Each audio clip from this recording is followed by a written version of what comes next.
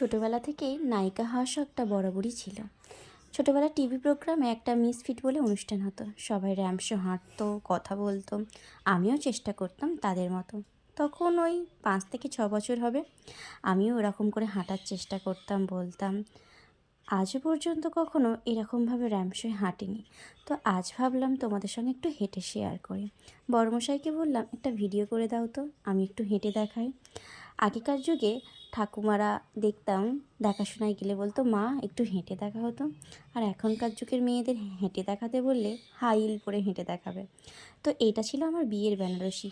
অনেক দিন পর পরলাম, নিজের তো বেশ ভালো লাগছিল।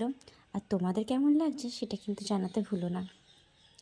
আর আমিও একটু ঢং করে স্টাইল মেরে একটু ফটোশ্যুট করে নিলাম, ভিডিও করে নিলাম। বিয়েবাড়ি পড়লে তবেই না একটু সাজুগুজু করতে পারবো বলো।